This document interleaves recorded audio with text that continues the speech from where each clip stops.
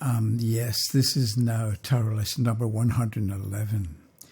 And I'd like to begin with a quote from C.C.Zain, who wrote a number of books on astrology and the occult.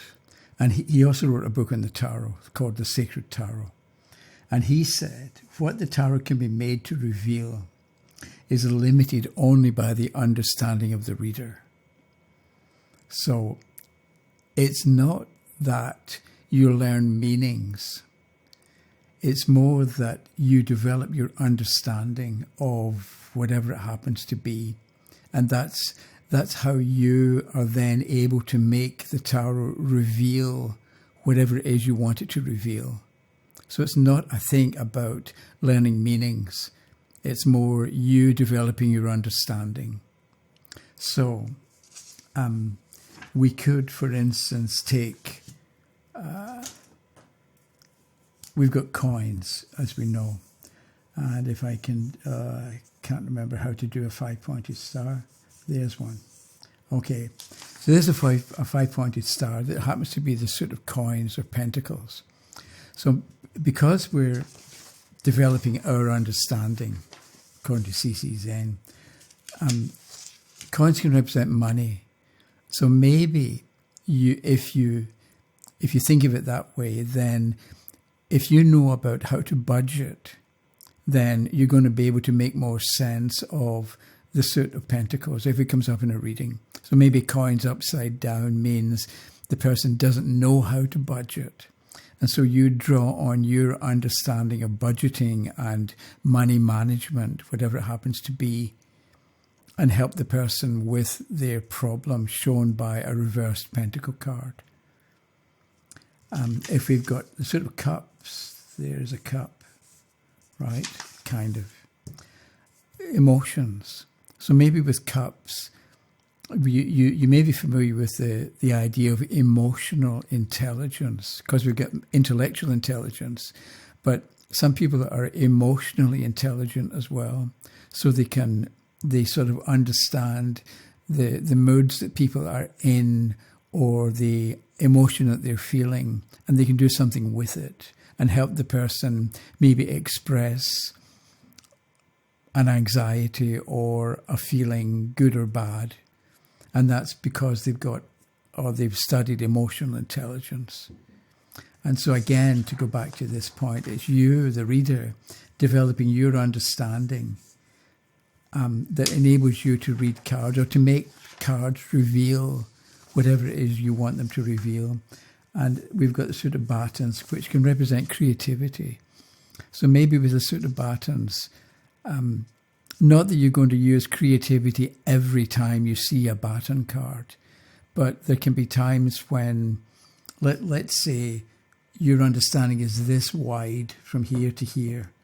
And so you've got all these different areas or different connections that you've made to do with that idea. So maybe you've got the sort of batons as creativity, and your understanding of creativity is this wide.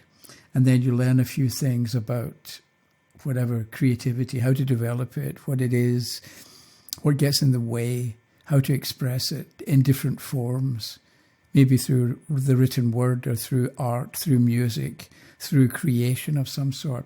And so your understanding is now this big. So you've got more within your understanding that you can draw on when it comes to interpreting a card.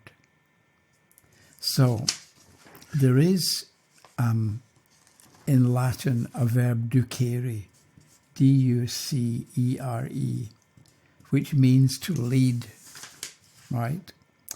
And if you know that, in English there's the word exit, and the E-X, I-T, this I-T comes from the verb to go, and the E-X part means out, right? So an exit is where you go out. So E and EX at the beginning of a word means out, or it can mean out. So you don't say exducere or exducate, because exducate is hard to say. So we talk about, in English, educate. And what you're doing with education is you're leading something out. So maybe if you're educating somebody else, you're taking what's within you and bringing it out and handing it to the other person. But you, when it comes to reading the tarot, a while ago I mentioned about, I think there's a part of you that knows everything about everything. And someone asked for more comment on that. And maybe this is the point, that educate, that there's something within you, understanding, great understanding, and you are meant to find it and bring it out and present it to the world, or keep it to yourself. But at least you're sort of starting within you and bringing it to the foreground, or bringing it out, or bringing it into your conscious mind. So how do you do this? And I wondered about how to do this. So what do you do? How do you educate yourself? And so you shuffle for a moment, and then you pick a card, and we get the Eight of Cups. How do you educate yourself? You put things in order. You figure out what you know and what you already understand. And it's neat and orderly, like the 3 and the 5 cups. And then you wander. You walk away, and you go and find new things. So it can mean that you study in different areas, or you find out about different things. So maybe you find out about filmmaking, or about taking photographs, or about designing a website, or about the principles of design, or about typography, or about calligraphy. Whatever it is, leave behind what you already know and what you're already good at, and go and explore and see what you can find out, which will add to the width or the depth or the scope of your understanding, and make it bigger and broader, so you can do more with a tarot card. And then how else could you develop your understanding? The Knight of Cups upside down. Turn hate into love. Because a knight's a messenger, and it's upside down, and cups is love. But it's upside down, so I'm thinking messages of hate, or messages of or hostility. How do you turn hate into love? How do you turn bad emotion or negative emotion into positive emotion? And if you can figure that out, go and look for an answer about how to do that. And if you can do that, then you're expanding your understanding, which means you can make more sense of tarot cards and make them reveal more, because it starts with you. So with all that in mind, I had the idea, I may have done this before, but it's been so long and I can't remember. So we're going to look at numbers. So, and because this is about court cards, it's been about court cards, King, K-I-N-G. If you can read that, K is 2, I is 1, N is 5, and G is 3. 2, 3, 8, 11. So the King relates to, funnily enough, I'm using the Strength card for forget it's number 8 in the Rider deck. Think of it as number 11. So Kings in some way relate to the Strength card. So does it mean that a king, when it's upright, is strong in that area, and when a king is upside down, they're weak, or they're not very good in that particular area, so they need to learn to be masterly or masterful in that particular area? So the King of Cups, he upside down lets his emotions run away with him, flies off the handle, gets anxious, gets really annoyed for no good reason. So the King of Cups is bad-tempered and needs to learn to, or would be better to learn how to control their temper, or how to understand emotion, so that they can control emotion and not let emotion control them. I'm aware of the times. I would do more with other kings, but we have queens, knights, and pages to look at as well. So the Queen, Q-U-E-E-N, E-E-N, is Q is 1, U is 6, 5, 5, 5 is 22.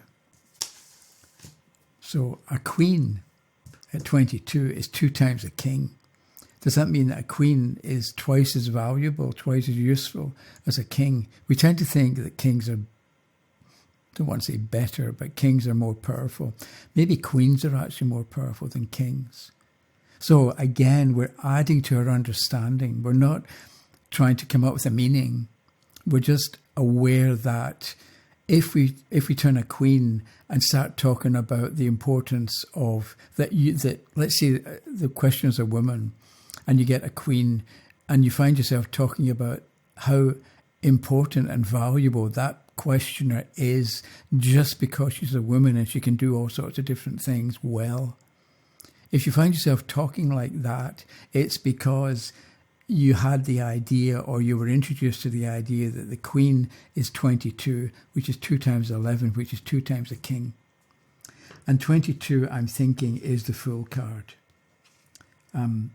Because there are 22 major trumps, and the Fool is the first and the last as well.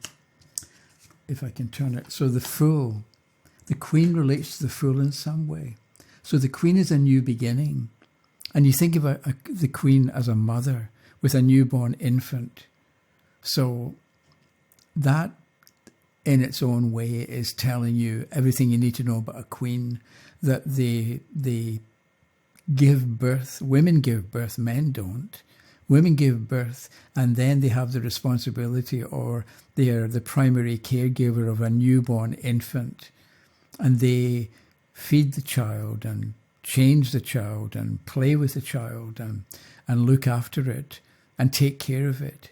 And that can be what the queen is good for, because the queen in its own way is revolutionary, because the Fool is a revolutionary, and because it's doing something that's never been done before. Because if you give birth to a child, that child has never been born before. Well, forget about past lives and reincarnation, but the actual birth child hasn't been born in that body before in this lifetime. So the Fool, the mother and the queen has to be, or it's better if the mother can be understanding that this is a new life with all sorts of possibilities, and how are we going to do the best for the child? And that can be what the Fool represents, or what the queen represents. And then we've got a Knight, K-N-I-G-H-T. K-N-I-G-H-T is 251354, which I think is 22, 7, 8, 11, and 9 is 20. So the Knight, also, to develop our understanding of the Knight, is a messenger, it's a male figure, and it's energetic and all the rest of it. A Knight also relates to 20. The Knight is a source of rebirth or renewal, because the word Knight relates to the number 20, which is the Judgment card. So if you find yourself, a Knight comes up and you're talking about the importance of beginning again, or having a breakthrough, or doing something again, or doing it as if it were new, as if you'd never done it before, and discovering new possibilities from something that you've maybe done before. That's a breakthrough. That's listening to the angel blowing its trumpet and being alerted to something and becoming free. So a Knight is also about, occasionally, for some questions, it's about becoming free. And then last but not least is the Page. P-A-G-E is 8, 1, 3, 5, 8, 9, 12, 17. Okay, so a page relates to the star. So a page is inspirational, because the star represents hope and inspiration. So pages, it's a bit like, if you look at any infant, any child, male or female, doesn't matter. There may be 5 or 6, but they've got, decades ahead of them, and they can do who knows what. You get child prodigies, and you get children who learn and make contributions and discover things that have never been discovered before. And some children are going to grow up and lead industry or invent technologies that haven't been invented before. Think of Steve Jobs, for instance, when he was an infant, when he was a page of something, he had it within him whatever it was that enabled him to make connections between different areas and produce, along with Steve Wozniak, of course, and the others, to produce revolutions in telephones and computing and tablets, for instance, and probably movies because of the Pixar connection and animation and so on. So, as it says here somewhere, okay, what the tarot can be made to reveal is limited only by your understanding. So if you focus on developing your understanding in all sorts of different areas, at different speeds, in different directions, and you're developing your understanding, it means that the next time you look at any tarot card, you're going to be able to do more with it and see more in it and give a better explanation of what it's about. Okay, so let me just sort these and put them in random order. That was it for today, and I don't know what the date is, the 25th? I think it's going to be Saturday the 25th when I upload this to YouTube. So thanks for watching. If you have comments or questions, let me know. And the tarot book, the Tarot Reader Volume 2 is now available. I'll put a link or a mention in the description down below. And I'll see you in a few days. Okay? Bye-bye.